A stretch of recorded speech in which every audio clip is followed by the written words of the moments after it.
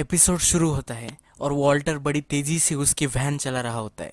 Background में हमें police siren सुनाई देता है। उसके वैन में जेसी और कोई होता है। स्पीडिंग की वजह से गाड़ी आउट ऑफ कंट्रोल हो जाती है और रास्ते के नीचे गड्ढे से टकरा जाती है। वॉल्टर फिर अपना वीडियो रिकॉर्डर और गन निकालता है। बाहर निकल के वो अपनी वाइफ और बच्चे के लिए मैसेज रिकॉर्ड करता है। उसे लगता है कि अब वो बस्ट होने वाला है और इसके लिए वो अपने बेटे और वाइफ को एक मैसेज देना चाहता है। मैसेज रिकॉर्ड करके वो रोड पे आकर गन को रोड की तरफ पॉइंट करता है। सायरन की आवाज़ कंटिन्यूसली बढ़ती जाती है और यहाँ कैमरा स्टॉप होता है। इसके बाद शो के क्रेडिट्स रोल होते हैं और स्टोरी 3 वीक्स अर्लियर स्टार्ट होती है। अर्ली मॉर्निंग वॉल्टर उठ जाता है और कुछ वर्कआउट करता है। उस समय उसे खांसी आती है। हमें उसके बाद मॉर्निंग ब्रेकफास्ट करते हुए वॉल्टर की फैमिली दिखाई देती है। वॉल्टर, वॉल्टर की बीवी स्काइलर और उसका बेटा वॉल्टर जूनियर। स्काइलर जल्दी घर आने को बोलती है क्योंकि आज वॉल्टर का बर्थडे होता है। फेमिलियर फैमिली कन्वर्सेशन जो मदर और फादर और सन के बीच होती है वो हमें दिखने को मिलती है। नेक्स्ट सीन में वॉल्टर स्कूल को ड्राइव करता है और स्कूल के हैंडीकैप पार्किंग में कार पार्क करता है क्योंकि उसका बेटा वॉल्टर जूनियर क्लचेस के साथ चलता है। वॉल्टर स्कूल केमिस्ट्री टीचर होता है। वो बहुत ही ब्रिलियंट टीचर है क्योंकि जो जिस समय वो टीचिंग करता है उस सीन से हमें पता चलता है। क्लासरूम में उसे एक बच्चा बदतमीजी से पेश आता है पर वो उसे पोलाइटली अपने सीट पर बैठने को बोलता है। एक सीन में वॉल्टर हमें स्टाफ रूम में अकेले ही लंच करता हुआ दिखता है। वॉल्टर स्कूल में टीचिंग के बाद कार वॉश में भी काम करता है। वो वहाँ कैश काउंटर संभालता है पर उसके बॉस उसे उस दिन कार वॉश करने के लिए बोलता है क्योंकि एक एम्प्लॉय नहीं आता। वॉल्टर जब कार क्लीन कर रहा होता है तब वहाँ वही क्लासरूम का बच्चा आ जाता है और उसकी इमेज ले लेता है और उसका मजाक उड़ाता है। वॉल्टर जब घर आता है तब उसकी वाइफ ने उसके लिए सरप्राइज पार्टी प्लान की रहती है। वहाँ स्काइलर की सिस्टर मरी और सिस्टर का हस्बैंड हैंक आया हुआ रहता है। हैंक डीए रहता है, ड्रग इन्फोर्समेंट एडमिनिस्ट्रेशन में वो रहता है और वो अपने लेटेस्ट रेड के बारे में सबको बताता है और वो टीवी पे भी आता है। टीवी पे वॉल्टर ने रेड का साइज क्या था तो वो देख के वॉल्टर हैरान रह जाता है। $700 वॉल्टर देखता है उस रेड में। हैंक उसे बोलता है कि ये कैश नॉर्मल है ड्रग्स में। हैंक नेक्स्ट रेड में भी उसे इनवाइट करता है। वॉल्टर के बर्थडे पर भी उसे अटेंशन नहीं मिलती क्योंकि सब अटेंशन हैंक ले जाता है। वॉल्टर फिर बेड पर स्काइरल के पास आ जाता है। स्काइरल उसे पूछती है कि वो कब रूम पेंट करने वाला है। ये रूम पेंट आने वाले बच्चे के लिए करना होता है। वॉल्टर का बर्थडे होता है इसलिए स्काइलर उसे सेटिस्फाई कर देती है। Next day Walter car wash में काम करते हुए खांसी आकर और चक्कर आकर गिर जाता है। वॉल्टर के लिए एम्बुलेंस बुलाई जाती है। एम्बुलेंस में जब डॉक्टर उसे चेक करता है तो उसे कुछ सीरियस लगता है तो सीरीज ऑफ टेस्ट उस पर की जाती है और नेक्स्ट सीन में वॉल्टर हमें डॉक्टर के साथ बैठा हुआ दिखता है। उसके रिजल्ट आ चुके होते हैं और डायग्नोस्ड हो जाता है कि उसको लंग कैंसर है। वॉल्टर शॉक में ही होता है पर वॉल्टर को सब समझ में आता है कि वो नॉन ऑपरेबल लंग कैंसर उसे है और वो कीमो के बाद भी कुछ ही साल जिंदा रहेगा। वॉल्टर घर आ जाता है पर फिर भी अपने वाइफ को कुछ नहीं बोलता। जब वो कार काउंटर पे होता है तब उसका बॉस उसे फिर से बोलता है कि उसे क्लीनअप आज करना पड़ेगा तो वो गुस्सा हो जाता है और जॉब छोड़ के चला जाता है। वॉल्टर बहुत ज़्यादा डिप्रेस्ड हो जाता है क्योंकि उसकी लाइफ अब फन नहीं रहती। तो वो हैंक को कॉल करता है और बोलता है कि उसे रेड पर जाना है ड्रग के। तो वॉल्टर हैंक के साथ ड्रग रेड पर आता है और वो सब एक गाड़ी में बैठे हुए रहते हैं। फिर डिस्कशन होती है कि जो ड्रग की लैब चला रहे थे उसमें से एक का नाम कैप्टन कुक है। इस बात पर बेट लगती है दोनों डीईए ऑफिसर्स की। रेड सक्सेसफुल होती है और उसमें एक सस्पेक्ट पकड़ा जाता है। हैंक को भी केमिस्ट्री की लैब वहाँ देखनी होती है। उसको जानना होता है कि एक्चुअल में ये कैसे ड्रग्स बनाते हैं, to be more specific meth ये कैसे बनाते हैं। तो वो हैंक से पूछता है। हैंक उसे बताता है कि हम पहले जाते हैं और कुछ चेक करके आते हैं उसके बाद तुम आना।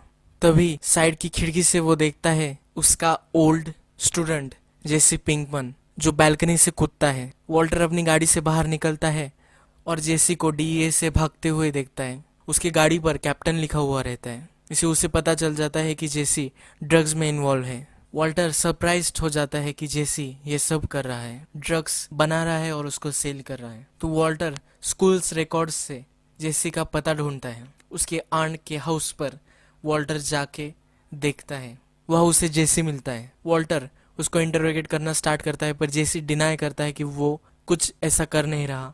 उसके बाद वो कैप्टन कुक के बारे में बताता है और उसके नंबर प्लेट को ऊपर करता है। जेसी उसकी कोई बात सुनने में इंटरेस्टेड नहीं रहता। तो वॉल्टर बताता है कि उसका पार्टनर अब जेल में जाएगा और वो अभी उसका ऑपरेशन एक सही तरीके से रन नहीं कर पाएगा।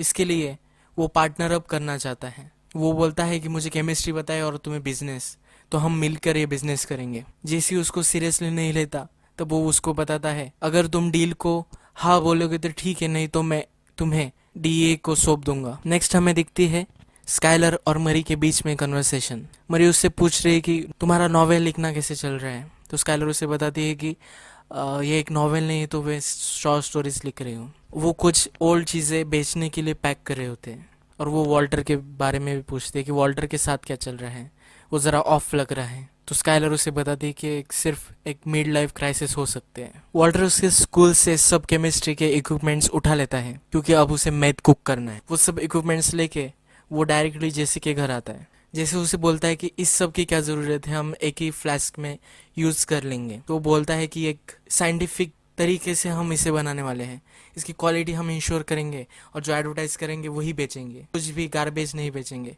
जैसे कि मैथ को वो एक गार्बेज बताता है। जैसे और वो सब इक्विपमेंट्स उसके घर में रखते हैं, पर जैसे उसे बताता है कि हम घर में ये कर नहीं सकते क्योंकि बहुत सारे कुत्ते डीईए ने छोड़ कर रखे हैं और वो सूंघ लेते हैं उस फ्यूम्स को, तो उन्हें एक आरवी रेंट करनी पड़ेगी।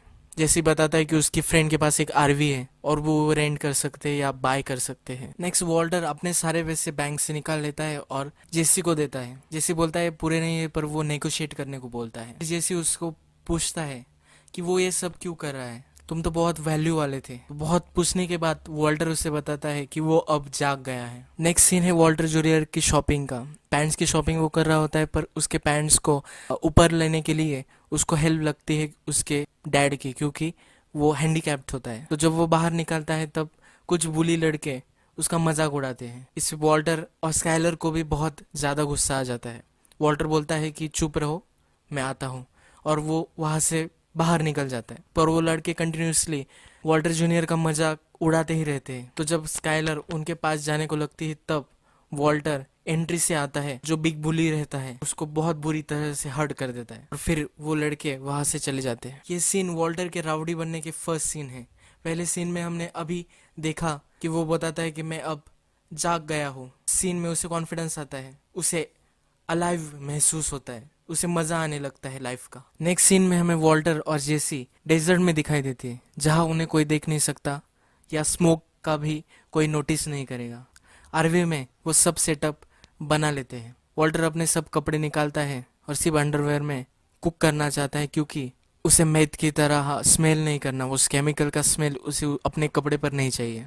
जैसे अपने वीडियो कैमरे से उसे शूट करने लगता है जब वो कुक कर रहा होता है, तो वॉल्टर उससे वो कैमरा ले लेता है। यही कैमरा हमें एपिसोड के फर्स्ट में दिखाई दिया था। वॉल्टर पूरे साइंटिफिक तरीके से मैथ बनाता है और उसको ब्रेक करने के बाद जेसी को दिखाता है। जेसी वॉल्टर को बताता है कि अपने प्रोडक्ट की क्वालिटी बहुत ही बढ़िया है, ये क्रिस्टल में बन रहा है और क्रिस्टल बहुत बड़े बड़े हैं, इसलिए बहुत डिमांड में रहने वाला है। और इसको सेल करने के लिए उसे पता है कि इसे किसको सेल करना है, उससे वो मिलने जाने वाला है। अब जेसी उसका क्रिस्टल मैथ लेकर एक नए ड्रग डीलर के पास जाता है। ये ड्रग डीलर उसके प्रीवियस पार्टनर का भाई होता है, को टेस्ट करने को बोलता है। उस ड्रग डीलर को शक होता है कि जेसी ने ही उसके ब्रदर को फ्रेम किया हुआ है। जेसी उससे इनकार कर देता है। ब्रदर यानी कि जेसी का प्रीवियस पार्टनर की बेल हो चुकी रहती है, तो वो ऊपर के कमरे में होता है और वो नीचे आ जाता है। तभी वो प्रीवियस ड्रग डीलर उस पर ध्यान रखता है और बताता है कि ये तुमने कहाँ से कुक किया है। फिर जेसी उस ड्रग डीलर को और उसके ब्रदर को लेके लैब तक ले आता है, उस वैन तक ले आता है। जब जेसी का पुराना पार्टनर वॉल्टर को देखता है तो वो उसे पहचान लेता है ड्रग रेड से। उसे पता होता है कि ये डी के साथ था, तो वो जेसी को भी लेटा देते हैं ज़मीन पर। वो जो ड्रग डीलर होता है तो वॉल्टर को मारने वाला होता है। तभी वॉल्टर उसे बताता है अगर तुम्हें इसी तरह का क्रिस्टल मैथ कुक करना है तो मैं तुम्हें मेरी रेसिपी बता सकता हूँ। तो वॉल्टर उसे अपने वैन में ले जाता है। जब ड्रग डीलर वैन में आ जाता है तो उसका ब्रदर भी वो देखने के लिए आ जाता है। तभी वॉल्टर एक एक्सप्लोजिव रिएक्शन करता है जिसके गैस पॉइजनस होता है। उस पॉइजनस गैस से लोग मर भी सकते हैं। तो वॉल्टर वो रिएक्शन करके वैन से बाहर आ जाता है और वैन को लॉक कर देता है। बीच में कि ये दो ड्रग डीलर और उसका भाई दोनों घायल हो जाते हैं। ड्रग डीलर का भाई पहले सिगरेट पी रहा होता है और उसका सिगरेट वो वही फेंक देता है। इससे गाड़ी के पीछे आग लग जाती है और उसके बहुत ज़्यादा स्मोक होने लगता है। वॉल्टर उस स्मोक को बुझाने का ट्राई करता है पर वो बुझा नहीं पाता और बहुत सारी फ्लेम्स वहाँ से आती है। तो वॉल्टर वहाँ से गाड़ी लेके भागता है। अब हम फिर से सीरीज के फर्स्ट सीन पे आते हैं। वही गाड़ी वॉल्टर चला रहा होता है वो गड्ढे में गिर जाती है। तो वो मैसेज रिकॉर्ड करता है अपने बीवी और बच्चे के लिए। उसे लगता है अब वो बस्ट होने वाला है और वो गन पॉइंट करता है रोड की तरफ। फिर उसके बाद वो अपने ही जान लेने की कोशिश करता है पर सेफ्टी ऑफ होने के कारण वो गन नहीं चल पाती। और जब वो सेफ्टी ऑफ करता है तो बुलेट कहीं और ही चल जाती है। उसका करेज नहीं होता खुद को मारने का। जब थोड़ी देर बाद वो साइलेंस बहुत ही पास आ जाते तो उसे पता चलता है कि ये फायर ब्रिगेड था। ये कोई पुलिस नहीं आ रही। वो चैन की सांस लेता है। फायर ब्रिगेड जाने के बाद जेसी होश में आता है और उससे पूछता है कि उन दोनों को क्या हुआ। वो बोलता है कि वो अब मर चुके हैं क्योंकि उसने जो केमिकल क्रिएट किया था उसकी एक सांस ली तो भी लोग मर जाते हैं। नेक्स्ट सीन में हमें वॉल्टर ड्रायर से बहुत सारे पैसे निकालता हुआ दिखता है। ये सब होने के बाद वो जब बेड पे आता है तो स्काइलर उससे पूछती है कि तुम बहुत ही कम मुझसे बोलने लगे हो और क्या क्या चल रहा है। उसको पता चल जाता है कुछ तो गड़बड़ है। स्काइलर उससे बोलती है कि मुझे तुम ऐसे चुप नहीं कर सकते। तो वॉल्टर उस पर कुछ नहीं बोलता और डायरेक्टली उसे किस करता है। After that they make love. इस तरह से एपिसोड ख़त्म हो जाता है। इसके पहले बर्थडे सीन में वो पेनिट्रेशन सेक्स नहीं करते क्योंकि स्काइलर प्रेग्नेंट होती है। पर इस सीन में वो डायरेक्टली सेक्स करते हुए हमें दिखाया गया है क्योंकि वो he doesn't care any more. क्योंकि उसे अब फ़र्क नहीं पड़ता कि क्या होगा। इस पूरे एपिसोड में हमें वॉल्टर का ट्रांजिशन दिखाया गया है कि एक डरा हुआ आदमी और उसके बाद उसकी सेल्फ वर्थ उसे पता चल गई है और उसका एक ट्रांजिशन एक कॉन्फिडेंट मैन में हो चुका है। जैसा वॉल्टर ही बोलता है कि वो जाग गया है, उसे अब जिंदा महसूस हो रहा है। एपिसोड 2 का फर्स्ट सीन ये प्रीवियस एपिसोड के सीन से ही स्टार्ट होता है। वॉल्टर बेड से उठता है और जरा फैशनअप हो जाता है। उसके बाद 20 आवर्स पहले क्या हुआ था वहाँ से स्टोरी फिर से स्टार्ट होती है। जो कार डीच में गई थी उसे बाहर वो निकालते हैं। टो ट्रक वाले को पैसे भी वो उस ड्रग डीलर के ही देती थी। जो पैसे अब गीले हो चुके हैं। वही गीले पैसे फर्स्ट एपिसोड के एंडिंग में हमें ड्रायर में सूखते हुए दिखे थे। वॉल्टर जेसी को बोलता है अभी आरवी हम तुम्हारे घर लगाएंगे और इस मेस को साफ करेंगे। उसके बाद हम हमारे सेपरेट रास्ते पर चले जाएंगे। उन दोनों को डाउट होता है कि आरवी स्टार्ट होगी या नहीं। आरवी स्टार्ट तो हो जाती है पर पीछे से कुछ आवाज़ आ जाता है। वो जब देखते हैं तो उन्हें पता चलता है कि वो ड्रग डीलर अभी भी जिंदा है। और एक लॉन्ग शॉट में हमें दिखता है कि जेसी का मास्क वहाँ डेजर्ट में ही पड़ा हुआ है। अब हम फिर से प्रेजेंट में आ जाते हैं। जब मैंने बोला था कि वॉल्टर बेड से उठने के बाद फ्रेश होता है तो वही वो सो जाता है। उसके बाद वो ब्रेकफास्ट के लिए जब आता है तो कन्वर्सेशन ज़रा ऑकवर्ड हो जाती है। वॉल्टर जूनियर को लगता है कुछ ऑफ है पर तभी जेसी का कॉल आ जाता है। जेसी एक सेल्स रिप्रेजेंटेटिव होने का ढोंग करता है। वॉइस मैसेज पर जाने के से पहले ही वॉल्टर जाकर कॉल को रिसीव कर लेता है। जैसे उसको बताता है कि ड्रग डीलर अभी भी जिंदा है, वैन में अभी भी उसका साउंड आ रहा है। स्काइलर को ये थोड़ा सा सस्पिशियस लगता है वो कॉल। इसलिए कॉल बंद होने के बाद जब वॉल्टर घर से बाहर निकल जाता है तो स्काइलर फिर से रिडायल करती है और जेसी का अटपटा सा मैसेज, वॉइस कॉल का मैसेज वो सुन लेती है और उसे पता चल जाता है कि वॉल्टर कुछ झूठ बोल रहा था। नेक्स्ट सीन में वॉल्टर बच्चों को कायरलिटी के बारे में बता रहा होता है। कायरलिटी मतलब एक ही सेम एलिमेंट्स के अगर पोजीशन चेंज कर दो तो वो बदल जाता है, उसका नेचर बदल जाता है। ये सीन रिप्रेजेंट करता है वॉल्टर के चेंज को। जब उसे कैंसर नहीं हुआ था तो उसकी पोजीशन अलग थी, उसके लाइफ का पर्सपेक्टिव अलग था। जब उसे पता चला कि वो उसे कैंसर है तब उसके बाद उसके लाइफ ने एक वायलेंट रूप ले लिया है। वो अपने लेक्चर में ये भी बताता है कि पूरे ऑपोजिट इफेक्ट्स आ सकते हैं सेम एलिमेंट से। यही ऑपोजिट इफेक्ट्स हमें अभी वॉल्टर में दिखाई दे रहे हैं। वॉल्टर अपने स्कूल से थोड़ा सा HCl चुरा लेता है। जब जेसी अपने घर में होता है और जख्मों पर थोड़ा सा मेकअप लगा रहा होता है, तभी उसे कुछ आवाज़ आती है। जब वह वैन में देखने जाता है तो उसे ब्लाइंड फोल्ड दिखती है जो निकाली हुई होती है। इसका मतलब जब वो चेक करता है तो उसे मालूम होता है कि ड्रग डीलर यहाँ से भाग चुका है। पर वॉल्टर भी जैसे कि घर पहुंच रहा हुआ होता है, तब जब रास्ते में वॉल्टर को ये ड्रग डीलर दिखाई देता है, ज़ॉम्बी जैसे वो चल रहा होता है। जब वॉल्टर गाड़ी घुमाता है और उससे बात करने की कोशिश करता है तो वो भागने लगता है और पेड़ से टकरा जाता है और वही बेहोश हो जाता है। यहाँ स्काइलर का डाउट अभी भी गया नहीं है, तो इसलिए वो कॉल ट्रेस करने में लग जाती है। जब वो नंबर बैक ट्रेस करती है तो जेसी का नाम और उसका पता उसको मिल जाता है। उसके बाद जब वो जेसी की वेबसाइट पर जाती है, बहुत ही अटपटी वेबसाइट, तो उसके वेबसाइट के नीचे उसके एजुकेशन में वॉल्टर जिस स्कूल में पढ़ाता है उस स्कूल का नाम लिखा हुआ होता है। इससे उसे पता चल जाता है कि उसके किसी वॉल्टर के किसी स्टूडेंट का उसे फ़ोन आया था। वॉल्टर और जेसी वॉल्टर की गाड़ी से ड्रग डीलर को निकाल कर अपने बेसमेंट में, जेसी के बेसमेंट में उसे छिपा देते हैं। जब वो ऊपर आते हैं तो वॉल्टर जेसी से पूछता है कि जो डेड बॉडी वैन में है वो सच में डेड है क्या। तो जेसी बोलता है कि वो श्योर नहीं है, पर उसे तो डेड ही लग रही होती है। नेक्स्ट वॉल्टर ड्रग डीलर के बारे में पूछता है तो जेसी उसे कहता है कि इसका नाम क्रेजी एट है।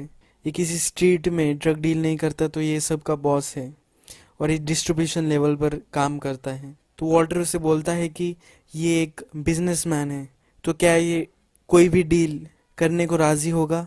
तो जैसे उसे बोलता है कि अगर हमने उसे छोड़ दिया तो हमारी पूरी फैमिली को मार देगा। तो ये दो प्रॉब्लम उनके सामने होती है, क्रेजी एट का क्या करे और क्रेजी एट के कज़न का क्या करे। वॉल्टर जेसी को बताता है अगर हमें डेड बॉडी को ठिकाने लगाना है तो हमें एसिड में उसे मेल्ट कर देना चाहिए, यही हमारा बेस्ट ऑप्शन होगा। जैसे उसे बताता है कि मुझे डेड बॉडी से कोई डील नहीं करनी।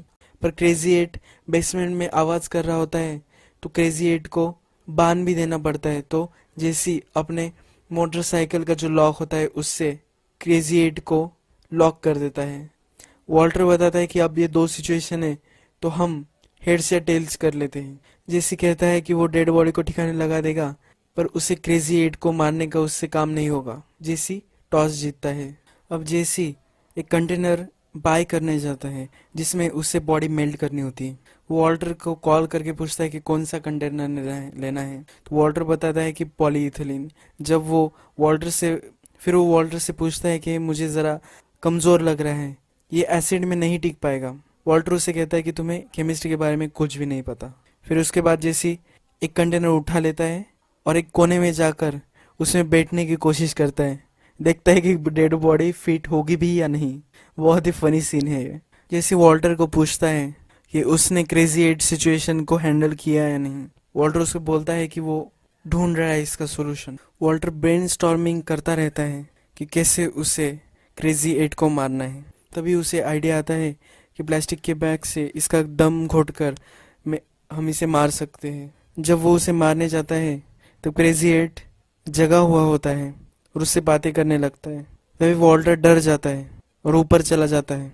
क्रेजी एट उसे बोलता है कि उसे प्यास लगी है, तो इसलिए वो फ्रिज खोलता है और उसके लिए कुछ खाना लाता है और वो सब सप्लाईज क्रेजी एट को दे देता है। उसको टॉयलेट पेपर, खाना, पानी, इवन हैंड वॉश भी उसे देता है। ऊपर जाकर उसे जेसी का वीड मिलता है और वो कुछ स्मोक करने लग जाता है। इससे हमें पता चलता है कि क्रेजी एट की सिचुएशन को उसने ज़रा पोस्टपोन कर दिया है। तब जेसी घर आता है, घर आकर पूछता है कि उसने क्रेजी एट को मारा है नहीं। क्रेजी एट के खांसने का आवाज़ आता है और वॉल्टर उसे बताता है कि मैं ये कल कर दूंगा।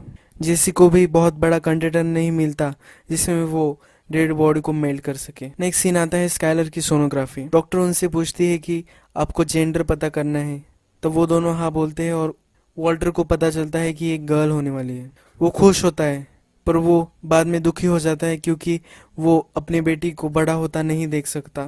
तब स्काइलर उससे पूछती है कि ये जेसी कौन है। वॉल्टर उससे बताता है कि वो कोई भी नहीं है। स्काइलर उससे पूछती है कि उसके वेबसाइट पर तुम्हारे स्कूल का नाम था, क्या ये तुम्हारा पुराना स्टूडेंट था? वो एक ड्रग एडिक्ट की तरह लग रहा है। तो वॉल्टर उसे बड़ी इंटेलिजेंटली बताता है कि ये मुझे मैरिजुआना सेल करता है, मुझे ये अच्छा लगने लगा है थोड़ा थोड़ा। वो उसे फर्दर बताता है कि मैं मुझ जैसा महसूस नहीं कर रहा, पर मैं तुमसे बहुत प्यार करता हूँ और ये चेंज नहीं होने वाला। तो मुझे सिर्फ ये चाहिए कि तुम अभी मुझे मेरे हाल पर छोड़ दो। इस तरह से वॉल्टर उसे झूठ बोलकर अपने आप को सेव कर लेता है। जेसी अपना करेज गैदर करके बॉडी को वैन से बाहर निकालता है और वो अपने घर में ले जाने ही वाला होता है। तभी स्काइलर उसके घर पर आ जाती है।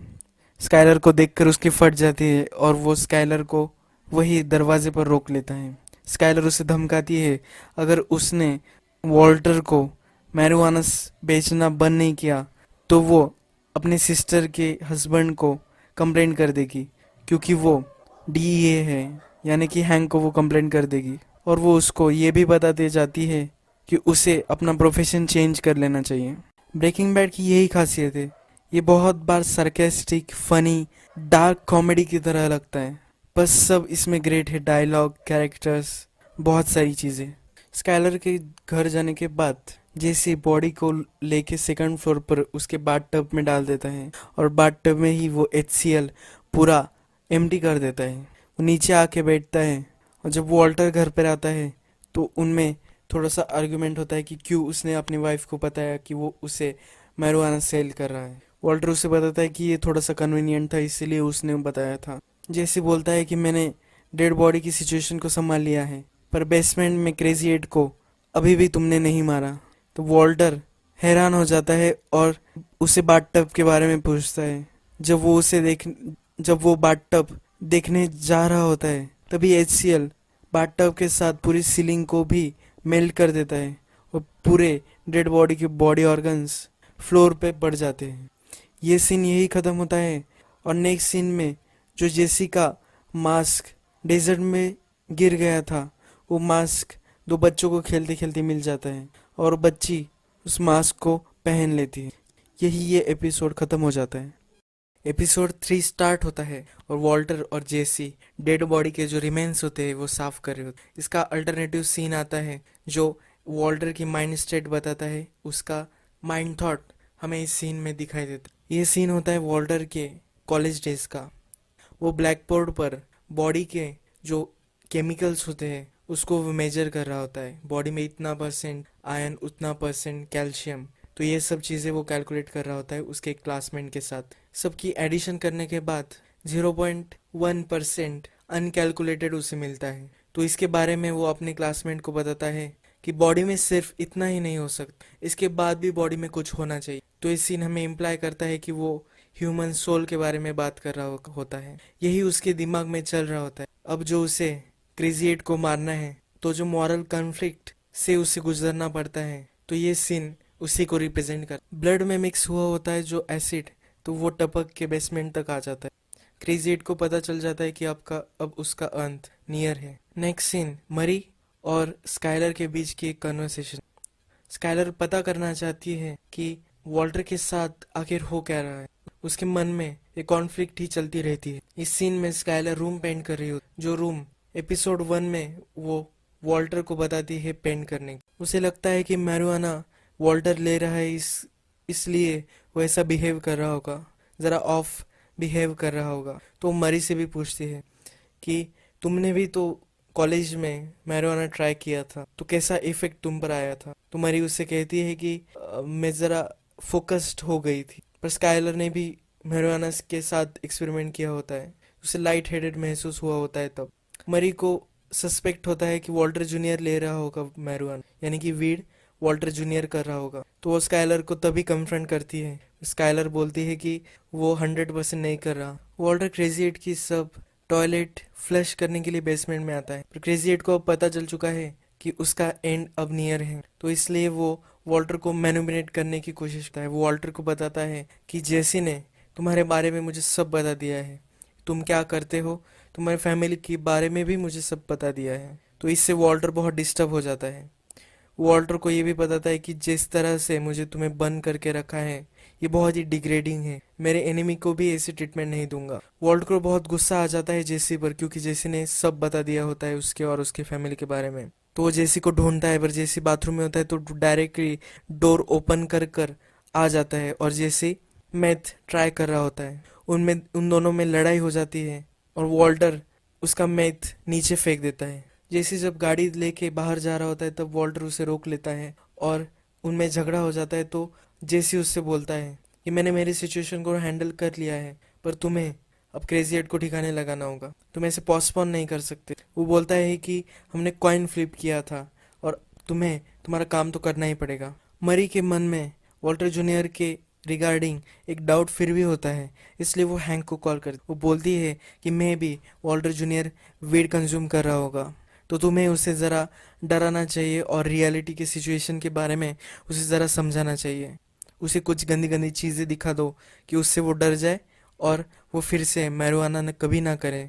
ऐसा वो अपने पति हैंक को बोलती है। हैंक पहले ना बोलता है, फिर वो मान जाता है। मरी जब हैंक को कॉल करती है तो वो एक सैंडल शॉप में होती है। उस शॉप की एम्प्लॉय उससे डिसरिस्पेक्टफुल बात करती है, तो वो सैंडल चोरी कर लेती है और उसके पुराने शूज वहां रख देती है। हैंक फिर वॉल्टर जूनियर को किसी अलग प्लेस ले जाने के बहाने एक मॉडल पर ले जाता है। उस मॉडल में सब प्रोस्टिट्यूट रहती है, तो वो उसे एक रियलिटी सिचुएशन दिखाने के लिए एक प्रोस्टिट्यूट को अपने पास बुलाता है और उसके सब गंदे दांत वगैरह सब उसको दिखाता है, उसे डराने की कोशिश कर रहा है।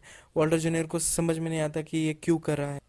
उसे वो सब बातें वो बताता है और वहां से वो निकल जाते हैं। उसी मॉडल में जेसी भी आया हुआ रहता है, तो इससे हमें जेसी जैसा चल रहा है वैसे चलने देगा तो उसका फ्यूचर क्या होगा इसके बारे में हमें पता चलता है। रात हो जाती है पर फिर भी वॉल्टर अपने घर नहीं जाता। वो प्रोज एंड कॉन्स लिख रहा होता है क्रेजी एट को मारने के। वो स्काइलर को एक कॉल कर देता है कि उसे कार वॉश पर जरा ज्यादा वक्त लग रहा है, इसलिए वो जरा लेट हो सकता है। पर उस स्काइलर को पता चल जाता है कि वो एक वीक से उसने वो जॉब छोड़ दिया है। वो वरीड होती है, इसलिए कार वॉश पर कॉल करती है और उसको पता चल जाता है। वॉल्टर उसे कहता है कि मैं घर आकर तुम्हें सब समझाता हूँ, पर वो बोलती है कि आज घर ही मत आना। जब वो फोन रखता है तब उसे क्रेजी एट बेसमेंट से चिल्लाकर उसे बोलता है कि मुझे भूख लगी है। तो वॉल्टर उसके लिए एक सैंडविच बनाता है और जब वो बेसमेंट में जा रहा होता है तो उसे बहुत खांसी आती है और वह स्टेयर से गिर जाता है और सैंडविच और उसकी प्लेट फूट जाती है। वो वही अनकॉन्शियस हो जाता है। थोड़ी देर बाद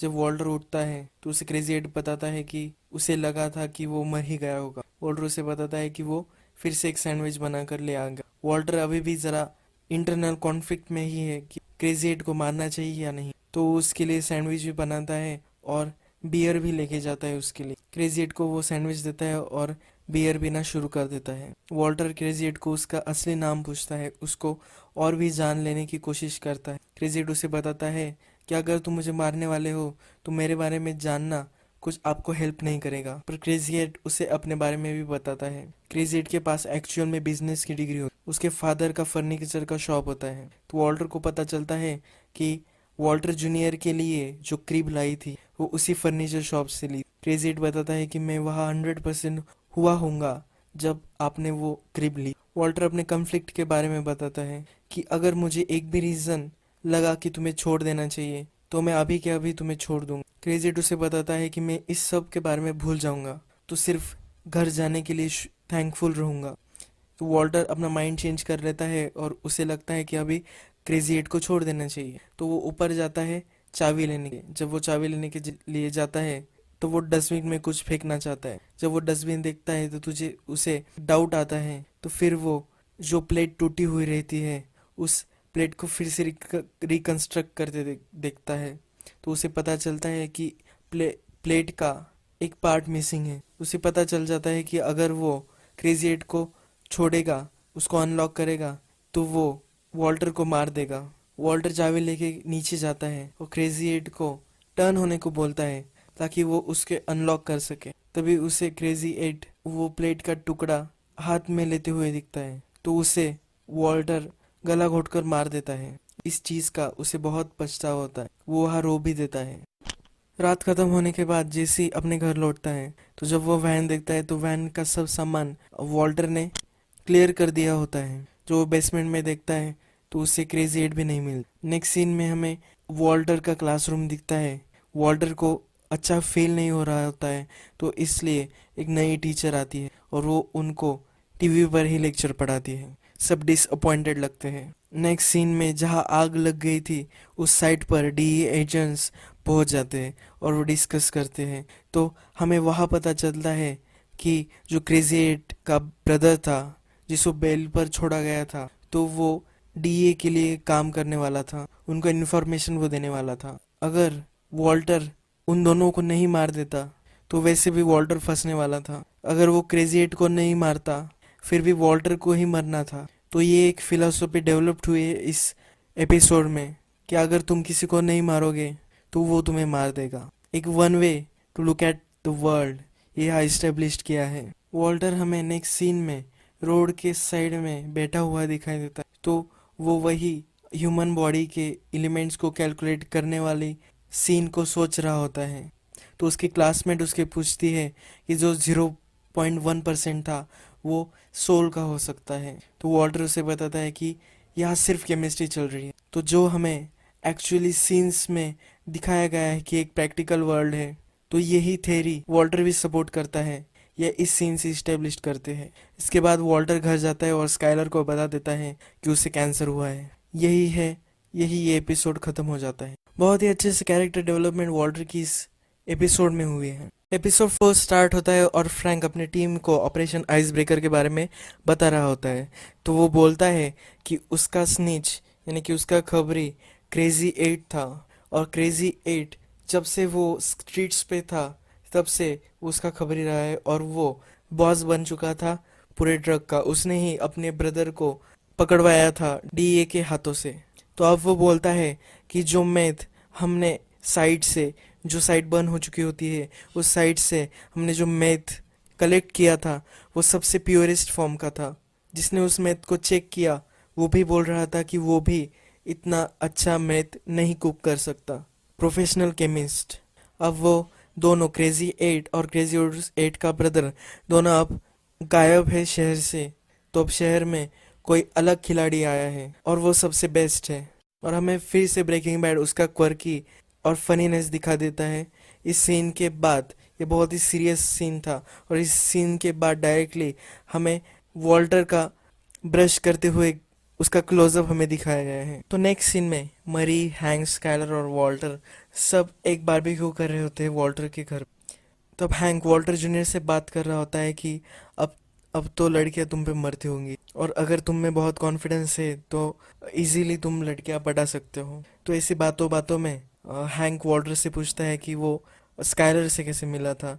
तो वॉल्टर पूरी स्टोरी अपनी बताता है कि कैसे वो लैब के पास स्काइलर रेस्टोरेंट में काम करती थी और क्रॉसवर्ड करते करते वो उसे देखता था, और कैसे उसने अप्रोच किया पर उतने में स्काइलर रोने लगती है क्योंकि वो अभी सहन नहीं कर पाती। वो न्यूज़ उसे खाई जा रही थी कि वॉल्टर को लंग कैंसर है और वो किसी को भी बता नहीं पाती, तो इसलिए वो रो पड़ती है। तो उसे सब पूछते हैं कि क्या हुआ, तो वो बोलती है कि वॉल्टर से पूछो। फिर वॉल्टर कन्फेस करता है कि उसे लंग कैंसर है। नेक्स्ट सीन में सब डिस्कस करते हुए दिखे और वॉल्टर जूनियर अपने रूम में हेडफोन्स पे कुछ रॉक म्यूजिक सुन रहा होता है। जब वो डिस्कस करते तो बोलते हैं कि क्यों उसने नहीं बताया 1 महीने तक।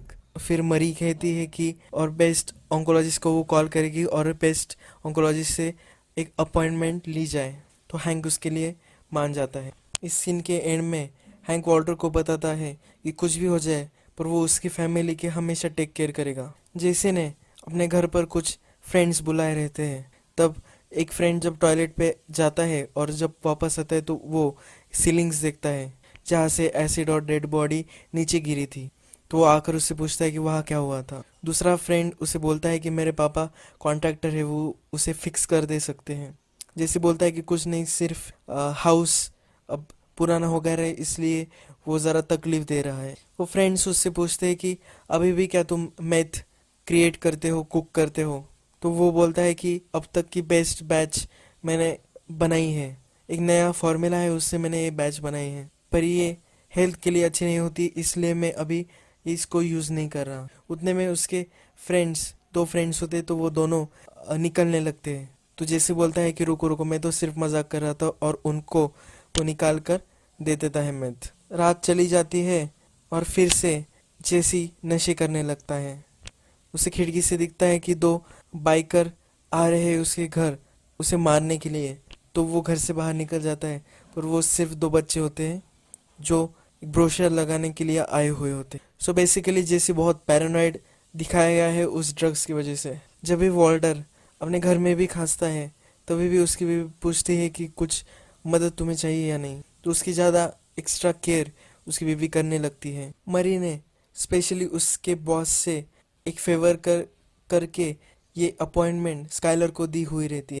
स्काइलर उस ऑन्कोलॉजिस्ट से बात करती है और पूछती है कि क्रेडिट कार्ड पे पेमेंट हो सकता है क्या। वो बहुत खुश होती है कि उसे बेस्ट ऑन्कोलॉजिस्ट मिला है। स्काइलर 4 नखरे के बाद वॉल्टर से पूछता है कि क्रेडिट कार्ड का क्या तुम बोल रही। तो स्काइलर उसको बताती है कि हमें $5,000 डिपॉजिट करने होंगे। तो ज़रा डिस्कशन के बाद वॉल्टर उससे बताता है कि $5,000 मैं डिपॉजिट करा दूंगा मेरे पेंशन। वॉल्टर ने क्रेजी एट के पैसे जहाँ छुपा के रखे हुए होते हैं वहाँ से जाकर वो निकालता है। वही वॉल्टर जूनियर आता है और वो उससे पूछता है कि क्यों तुम ऐसा अलग बिहेव कर रहे हो, तुम क्यों ऐसा बिहेव कर रहे हो कि कुछ नहीं होने। वॉल्टर वो पैसे डिपॉजिट करने जा रहा होता है, तभी पीछे से पुलिस की गाड़ी आती है। वो बहुत डर जाता है और वो खुद से ही पुल ओवर कर लेता है, पर वो पुलिस की गाड़ी सीधे स्ट्रेट चली जाती है। जब वॉल्टर पैसे जमा जमा कर रहा होता है, तब उसके लाइन के आगे एक टिपिकल मार्केटिंग हॉटशॉट होता है जो हमेशा पैसों के बारे में बोलता रहता है या डिसरिस्पेक्टफुल होता है वुमन के रिगार्डिंग। वो फ़ोन पर ही एक वुमन को बहुत डिसरिस्पेक्ट करता है, तो वॉल्टर को उस पर बहुत गुस्सा आ जाता है। वो फिर से आता है एपिसोड के लास्ट में, वो मैं तब आपको एक्सप्लेन करूँगा। उसके बाद हमें एक फैमिली डिनर चलता हुआ दिख रहा होता है और कंसर्न पेरेंट्स सबसे चाइल्ड से पूछ रहे होते हैं कि उसकी प्रैक्टिस या सब कुछ कैसा चल रहा है, स्टडीज़ कैसे चल रहे हैं। उनको अपने यार्ड में कुछ आवाज़ आती है और वो जेसी होता है, और वो बोलते हैं कि तुम यहाँ क्या कर रहे हो बेटा। फिर जेसी अपने रूम में जाकर सो जाता है और वो पूरे एक दिन तक सोता है। दूसरे दिन रात को ही वो वापस आता है। उसके फादर और मदर में डिस्कशन होती है कि ये फिर से ड्रग पर तो नहीं है। वो बोलते हैं कि हम उसे रहने देंगे घर पर अगर वो चर्च की मीटिंग पर आए।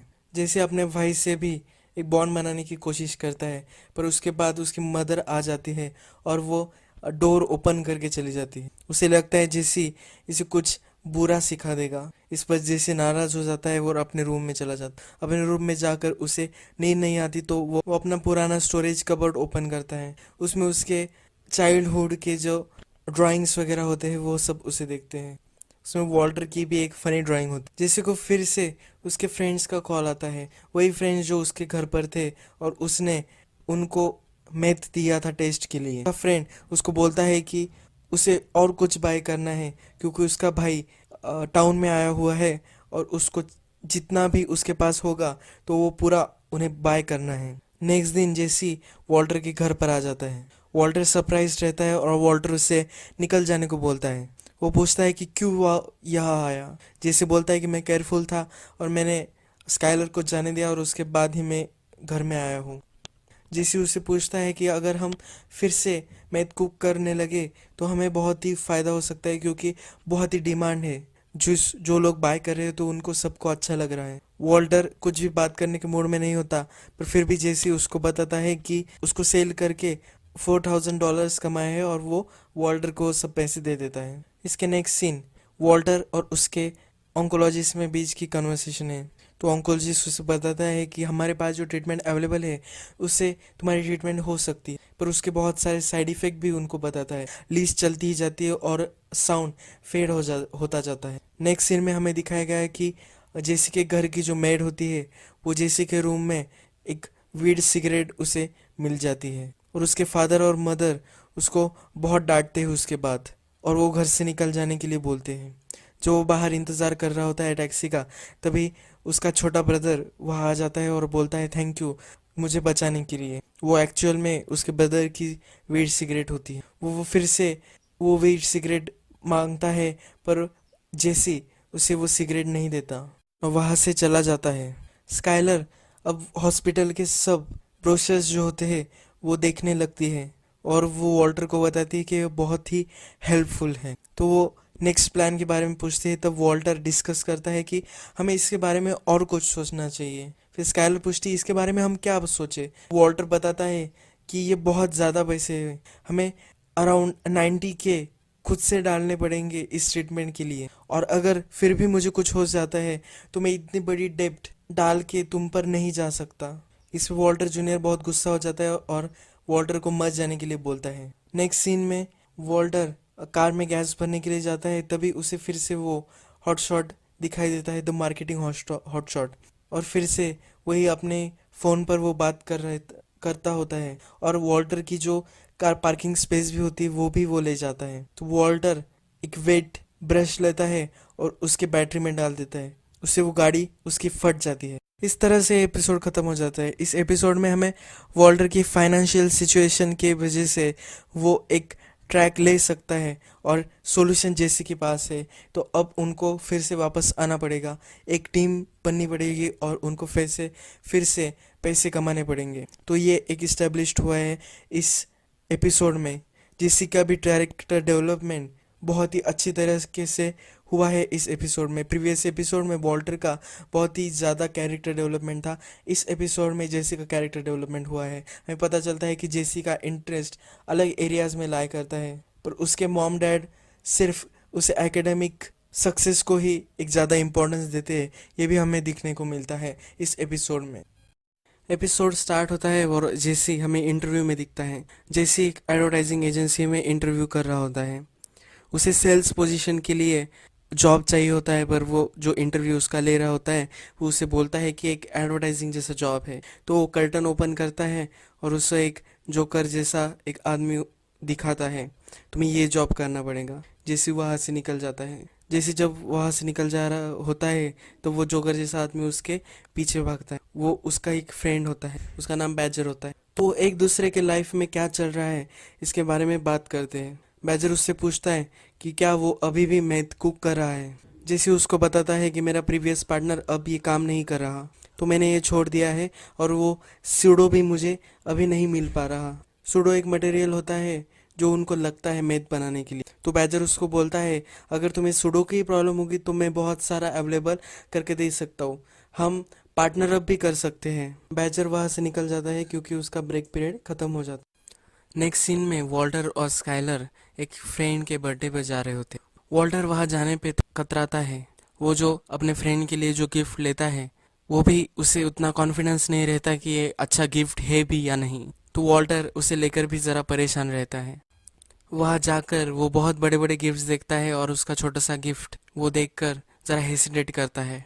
उसका फ्रेंड इलियट और उसकी वाइफ ग्रेचन उन दोनों को वेलकम करते हैं। ग्रेचन वही लड़की है जो वॉल्टर के एज यंग सीन में हमें दिखाई गई थी सेकंड एपिसोड में, जब वो बॉडी एलिमेंट्स ब्लैक बोर्ड पर लिख रहा होता है। वॉल्टर का फ्रेंड अब अच्छा सा एक साइंटिस्ट बन चुका होता है, तो वो वॉल्टर जब उसके घर में जाता है तो वो सब उसकी चीज़ें देखने लगता है। वॉल्टर जब बाहर फिर से पार्टी में आता है तब एलियट के कलीग्स वॉल्टर को फिर से बुला लेते हैं और उनके ग्रुप में वो डिस्कस करते हैं कि वॉल्टर कितना ब्रिलियंट था। यहाँ हमें पता चलता है कि इलियट और वॉल्टर दोनों साथ काम करते थे और वॉल्टर भी एक साइंटिस्ट हुआ करता था। अब वो सिर्फ एक स्कूल टीचर है तो उसे ज़रा गिल्टी महसूस होता है उस क्राउड में। पार्टी में नेक्स्ट इवेंट होता है कि जिसमें इलियट सब गिफ्ट्स को खोल रहा होता है, तभी उसे वॉल्टर का गिफ्ट मिल जाता है और वो जब उसे ओपन करता है तो उसे बहुत खुशी होती है क्योंकि उन्होंने वही एक प्रेट्जल्स या कुछ होता है उसका पैकेट वॉल्टर ने उसे गिफ्ट दिया होता रहता है। तो वो जो गिफ्ट होता है वो उसको अपने कॉलेज डेज की याद दिला देता है, वो जब रूममेट थे और उस पर ही गुजारा करते थे। वो आकर वॉल्टर को गले लगा लेता है। फिर इलियट और वॉल्टर काउच पे बैठकर गप्पे मारते दिखते हैं। जब उनको थोड़ी देर हो जाती है बात करते करते, तब इलियट वॉल्टर को एक ऑफर देता है। इलियट बोलता है कि आओ हम मेरी कंपनी में आकर तुम कुछ काम कर सकते हो, और फिर बोलते बोलते ये भी बोल जाता है कि हमारा हेल्थ बेनिफिट बहुत अच्छा है। तो वॉल्टर को पता चल जाता है कि स्काइलर ने कुछ इलियट को बता दिया और इसलिए इलियट एक चैरिटी कर रहा है और उसको एक जॉब दे रहा है। वॉल्टर इस पे गुस्सा हो जाता है और वो पार्टी से निकल जाता है। वॉल्टर और स्काइलर के बीच में थोड़ी सी फाइट भी हो जाती है। दूसरे दिन ब्रेकफास्ट पे वॉल्टर वॉल्टर जूनियर से तो बात करता है, पर वो स्काइलर से बात नहीं करता। उसका गुस्सा अभी भी ठंडा नहीं होता। नेक्स्ट सीन में जेसी बैजर को बुला रहता है मैथ कुक करने के लिए। बैजर जब वैन में आता है तो वो सरप्राइज्ड हो जाता है कि बहुत अच्छा सेटअप जेसी ने बनाया है। बैजर सब वो सूडो लाता है अपने बैग में। बैजर जब फ्लैश के बारे में पूछता है तब जेसी बहुत ही साइंटिफिक तरीके से सब पॉट्स के नाम लेता है। जैसे अब बहुत साइंटिफिक तरीके से फिर से मैथ कुक करना चाहता है, तो वो निकल पड़ते हैं डेजर्ट को। डेजर्ट में जब वो आते हैं तो वो बैच कुक करना स्टार्ट कर देते। जब जेसी और वॉल्टर कुक कर रहे थे तब जेसी जैसा केयरफ्री था वैसा ही बैजर भी जरा केयरफ्री होता है, केयरलेस होता है। पूरा दिन उनको लग जाता है वो मैथ कुक करने के लिए। जब मॉर्निंग में मैथ कुक हो जाता है और जेसी उसे देखता है तो वो पूरी तरह से सेटिस्फाइड नहीं होता, पर बैजर को बहुत ही बढ़िया लगता है वो मैथ। जेसी उसे उठाकर बाहर फेंक देता। जेसी को कस्टमर को कोई बैड क्वालिटी नहीं देनी होती। नेक्स्ट हमें दिखता है वॉल्टर जूनियर अपने दो फ्रेंड्स के साथ एक शॉप के बाहर। उन्हें उस शॉप से बियर चाहिए होती है और वो किसी ऐसे आदमी को ढूंढ रहे होते हैं जो जिसके पास आईडी हो और वो 21+ हो, जिससे वो पैसे देकर बियर खरीद सके। उसके फ्रेंड्स वॉल्टर जूनियर को भेजते हैं क्योंकि उसके पास क्लचेस होते हैं और कोई उसके रहम खाकर उसे बियर दे देगा। तो जब एक आदमी को वो पूछता है तो वो एक पुलिस ऑफिसर निकल जाता है। वो पुलिस ऑफिसर वॉल्टर जूनियर को अपने डैड को कॉल करने को बोलता है, पर वॉल्टर जूनियर हैंक को कॉल करता है। हैंक उसे बोलता है कि तुम्हारे डैड को कैसा लगेगा कि तुमने मुझे कॉल किया, उनको नहीं। हैंक उसको घर ले आता है। जब हैंक उसे घर लाता है तब मरी स्काइलर के पास ही बैठी हुई। हैंक स्काइलर को समझाने की कोशिश करता है कि इस उम्र में बच्चे ऐसा करते ही हैं, प्लीज ये सब वॉल्टर को मत बताना। वॉल्टर को कैंसर है, इसलिए वॉल्टर जूनियर जरा परेशान है और इसलिए वो वीड, ये बियर, ये सब चीजें कर रहा है। फिर स्काइलर उसे सरप्राइज होकर बोलती है कि वीड तो वॉल्टर जूनियर ने नहीं किया था, वॉल्टर कर रहा था। वॉल्टर ने एडमिट भी किया था कि उसे वो अच्छा लगता है। फिर स्काइलर उनसे बोलती है कि हमें वॉल्टर को जरा समझाना चाहिए। जब मॉर्निंग में वॉल्टर घर आता है तब सब वहां बैठे हुए रहते हैं। वो सीन वही कट हो जाए और नेक्स्ट सीन जैसे और एक जो बैच कुक करता है वो उसे चेक कर रहा होता है। वो उसे चेक करता है और फिर से डिसअपॉइंट, और वो फिर से उसे लगता है कि क्लाउडी और वो बैच फेंकने ही वाला होता है। तभी बैजर उसे रोकने की कोशिश करता है और बैजर और जेसी में फाइट हो जाती है। जेसी बैजर को वैन से निकाल देता है और वैन ड्राइव कर ले बैजर को वही डेजर्ट में छोड़कर। हम फिर से वॉल्टर पर आ जाते हैं। वॉल्टर को सब समझाने वाले तो स्काइलर वॉल्टर उसे ये नहीं ट्रीटमेंट की जरूरत है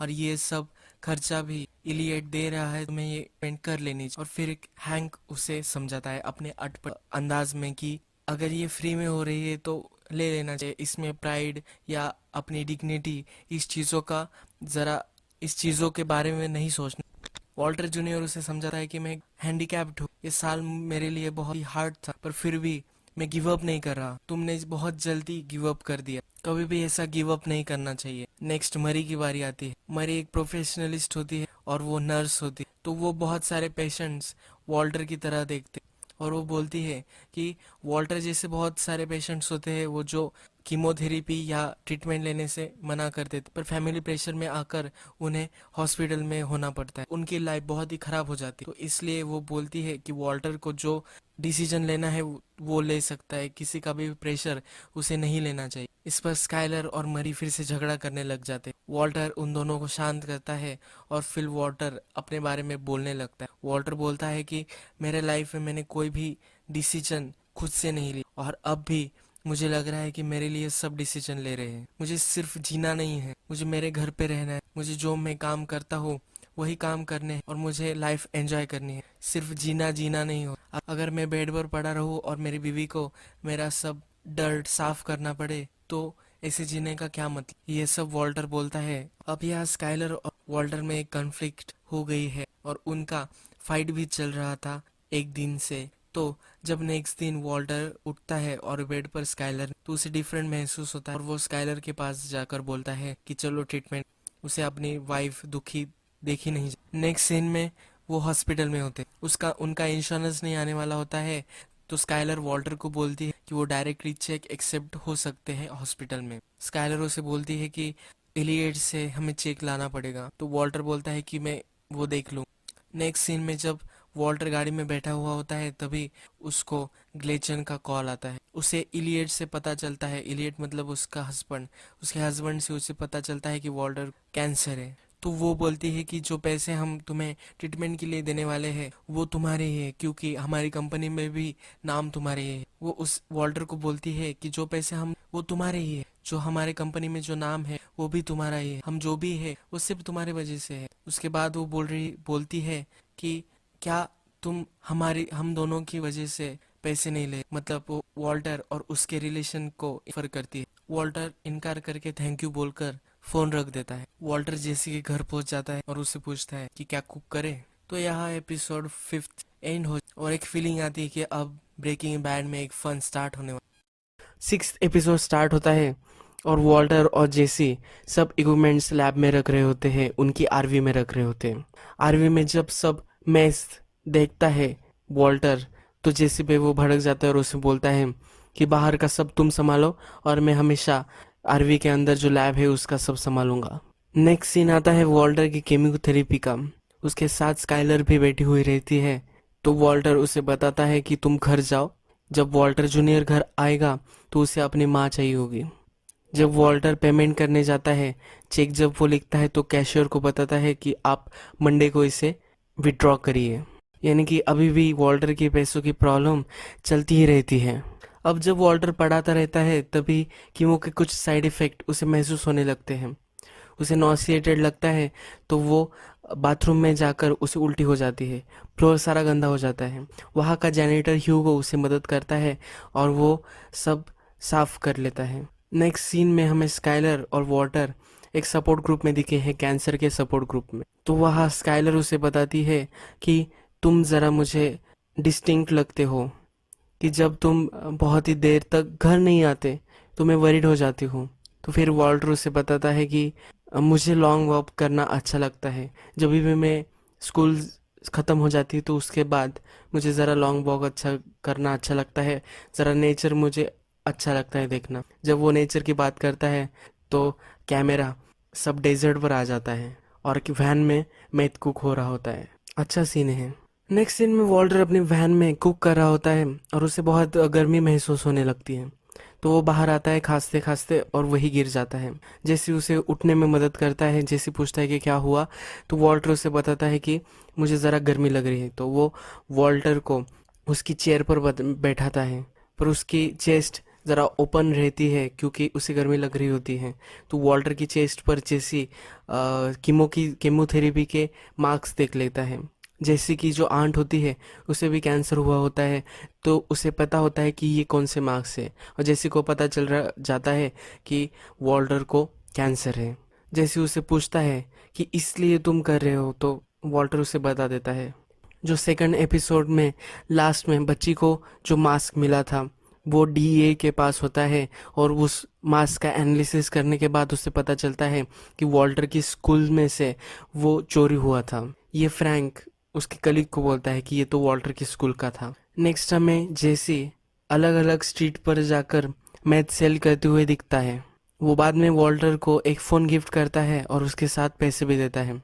जो पैसे जेसी लाता है वो वॉल्टर को बहुत कम लगते हैं और वॉल्टर उसे बोलता है जो रिस्क मैं ले रहा हूँ, ये सब इलीगल जो मैं कर रहा हूँ, इसमें ये वर्थ नहीं है कि मैं इतने कम पैसे में ये सब नहीं कर सकता।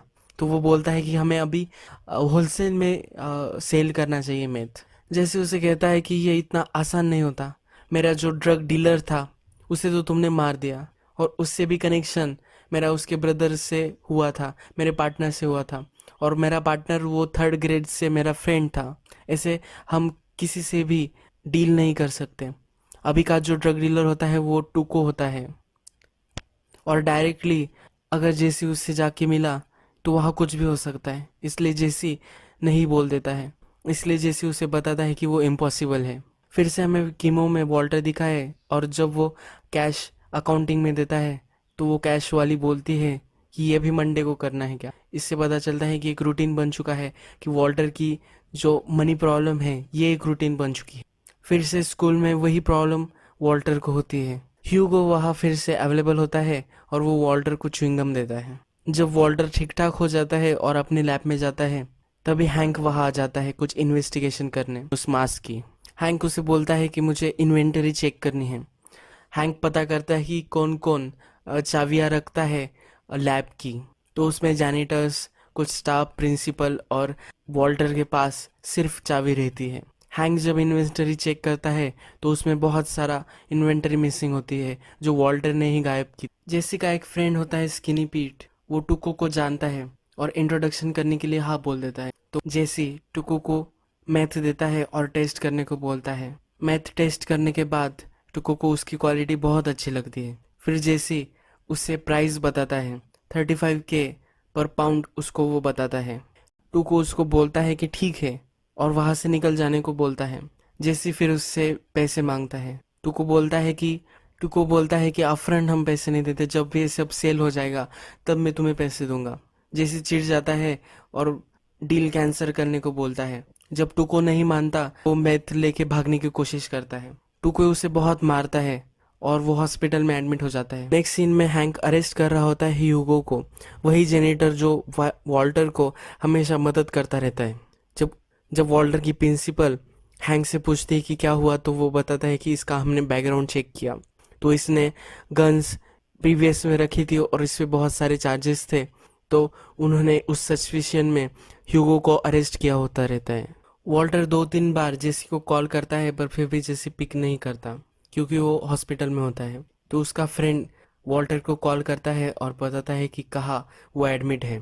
तब जेसी का फ्रेंड उसे टाको के बारे में बताता है।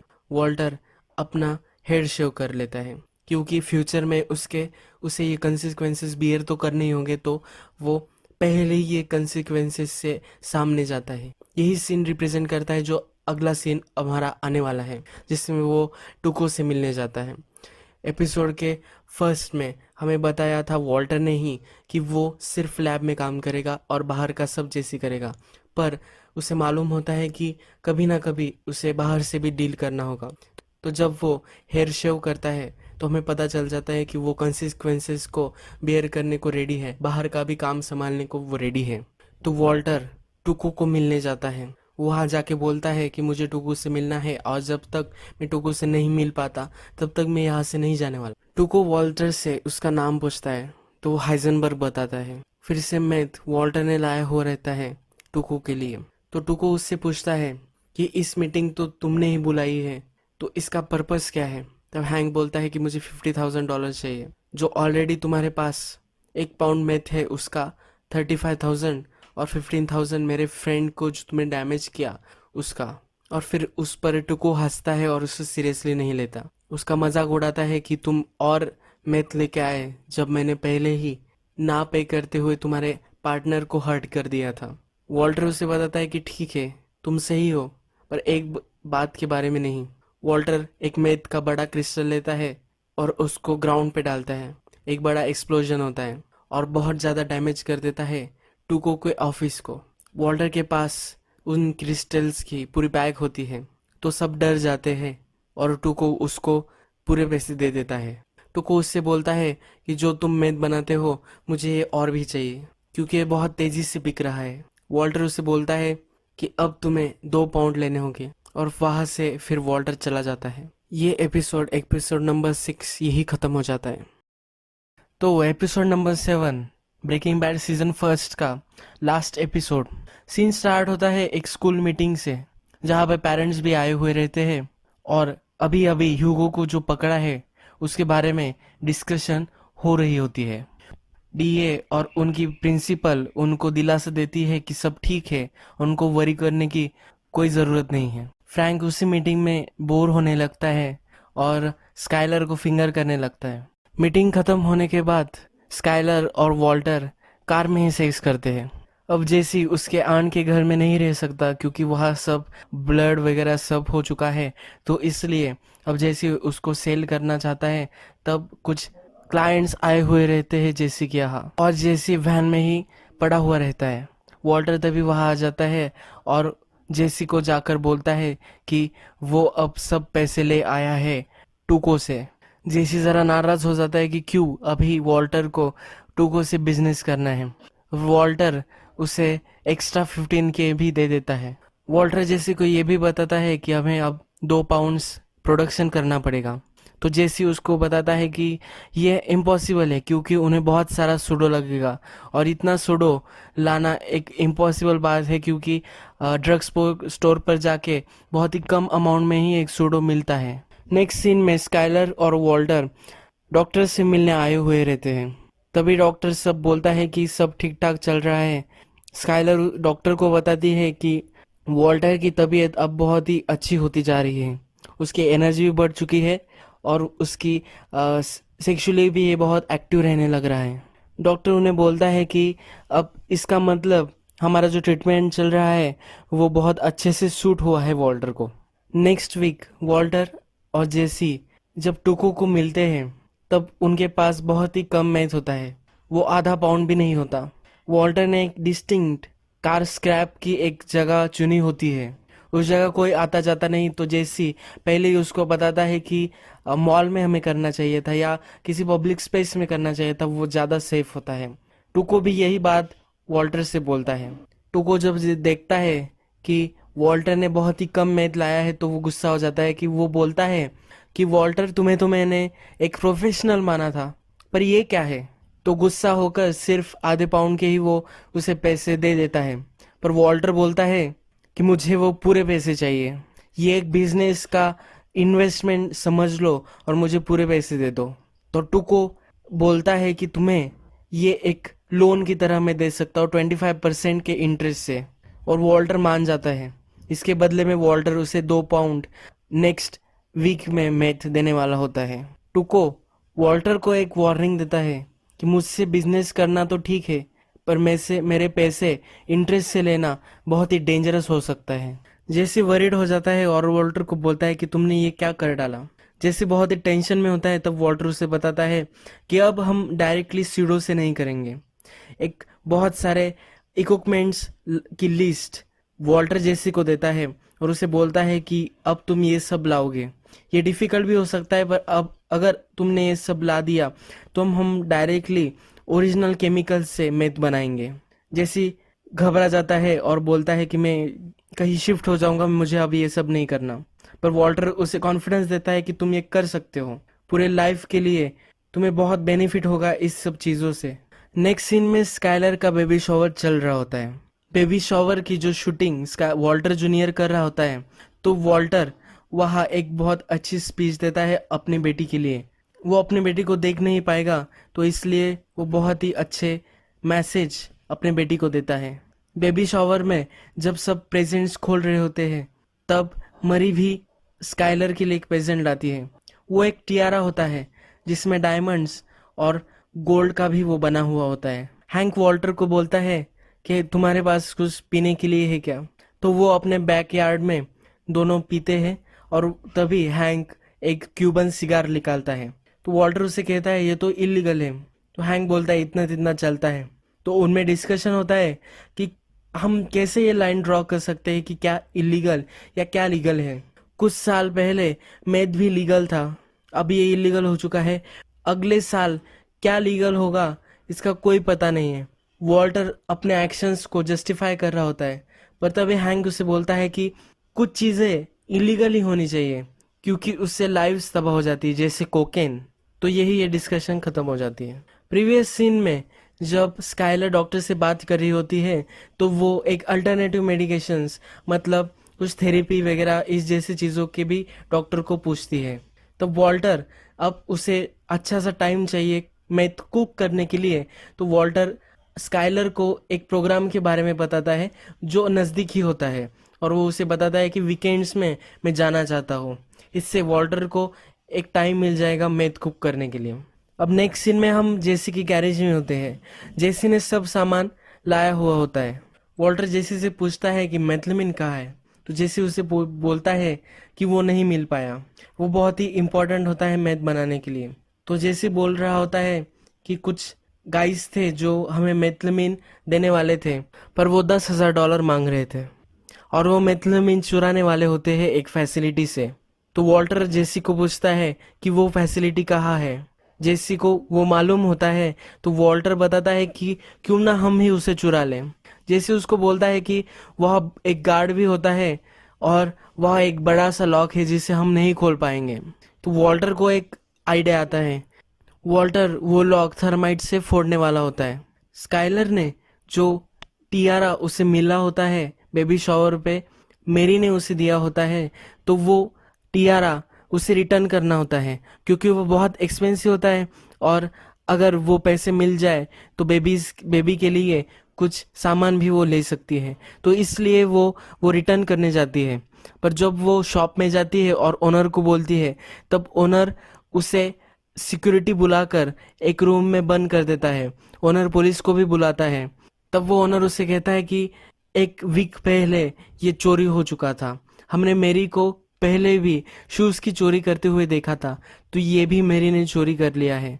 अब स्काइलर दिमाग लगाती है और उनको बोलती है एक प्रेग्नेंट वुमन को जबरदस्ती यहाँ बंद करके रखा है, अगर ये लोगों को पता चल गया तो हंगामा हो सकता है, और मेरा न्यूज़ चैनल में भी मेरे कनेक्शन से, तो मैं यहाँ बहुत ही बड़ा एक फसाद क्रिएट कर सकती हूँ।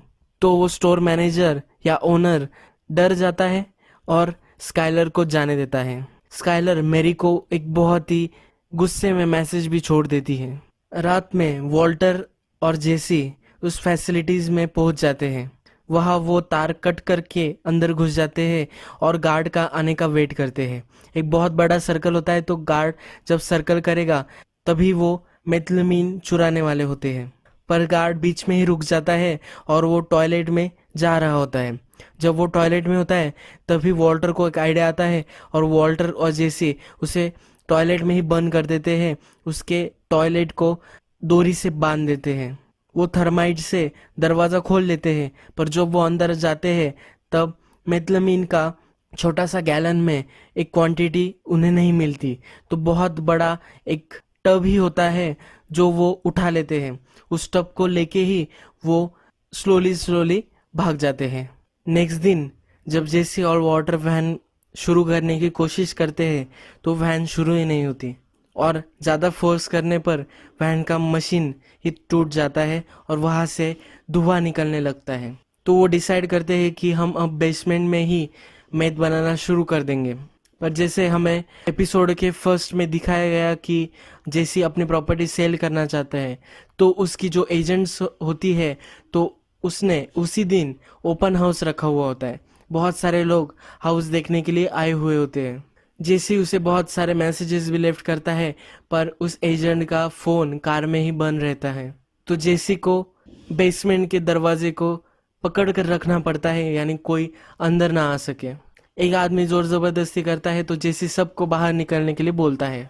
मरी स्काइलर के फ़ोन भी नहीं उठा रही होती है और उसको बहुत ही इग्नोर कर रही होती है, तो डायरेक्टली स्काइलर उसके वर्क प्लेस पर आ जाती है और उसे कन्फ्रंट करती है। मरी पूरी तरह से ये सब डिनाई कर देती है, इसलिए स्काइलर को बहुत गुस्सा आ जाता है और वो घर आ जाती है। जब वॉल्टर घर आता है तो स्काइलर उसे एक जूस देती है और वो डिस्कशन के लिए बैठते हैं। तो स्काइलर उससे पूछती है कि कैसा रही तुम्हें थेरेपी, तो वॉल्टर बोलता है अच्छी थी। स्काइलर मरी के बारे में बोलती है कि उसने जो टियारा उसे दिया था तो वो चोरी का था। वॉल्टर उसे बोलता है कि फैमिली के लिए लोग कुछ भी गलत कर सकते हैं। वॉल्टर स्काइलर से पूछता है अगर मैंने ऐसा कुछ किया तो तुम क्या करोगी। स्काइलर उसे बताती है कि तुम इमेजिन भी नहीं करोगे मैं तुम्हारे साथ क्या करूंगी।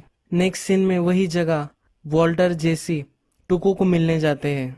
टुको को वो सब मिथ दे देते हैं। तभी टुको बोलता है कि ये बहुत ही बढ़िया है और हम दोनों मिलके बहुत पैसा कमाएंगे। तभी टुको का एक साइडमैन उसे वॉल्टर को बोलता है कि सिर्फ याद रखना कि तुम किसके लिए काम कर रहे हो। टुको को इस बात पर बहुत गुस्सा आ जाता है और टुको उसे बहुत मारता है। टुको मार कर उसे बेहोश कर देता है और दूसरे आदमी को बोलता है बॉडी कार में रखने के लिए।